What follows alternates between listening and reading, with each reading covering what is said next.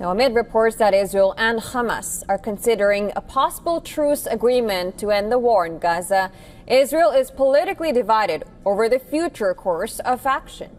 Now, while the main opposition is backing a deal, some of the Prime Minister Benjamin Netanyahu's partners have vowed to oppose the ceasefire agreement.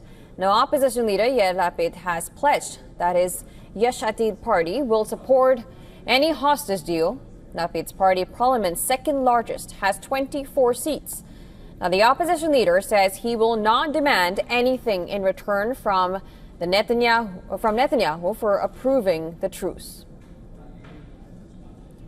Now, earlier, the Cannes public broadcaster had reported that Benny Gantz-led Blue and White National Unity is considering joining the government to support a hostage deal. The finance minister, Bezalel Smotrich, meanwhile, has vowed to resign if the deal is approved, while National Security Minister Itamar Ben-Gvir, whose party briefly left the government earlier this year during a previous ceasefire, claims that the premier has no mandate for the deal. The support from Lapid's and Gantz parties together with Netanyahu's Likud would give the agreement a majority in the Knesset. Reports say that the deal on the table would see Hamas freeing 10 living hostages in exchange for Palestinian security prisoners during a 60-day ceasefire. The reports also say that Hamas has agreed to the proposal, but there are fresh doubts over a deal as Israel has launched a new offensive in Gaza. Israel has also approved a major settlement project in occupied West Bank.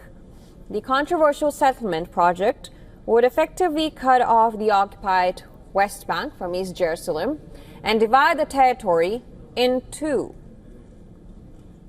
The 12 square kilometer area known as East 1 or E1 is located adjacent to and northeast of East Jerusalem and to the west of Ma'al Adumin.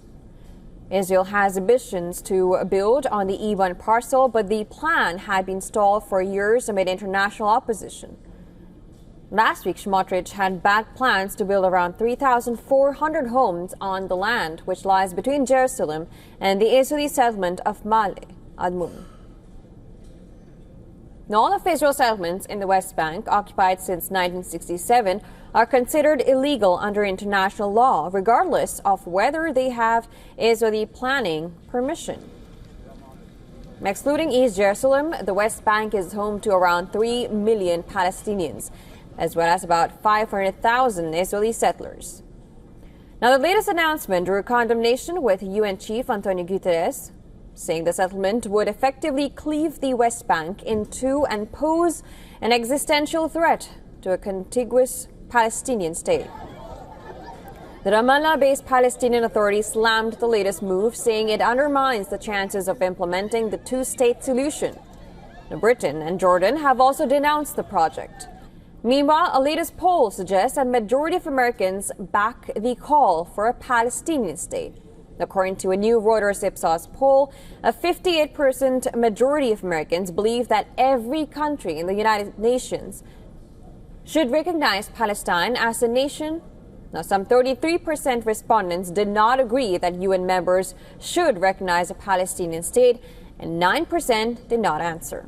However, the 6-day poll, which closed on Monday, found a pronounced partisan divide on the issue, with 78% of Democrats and just 41% of Republicans supporting the idea.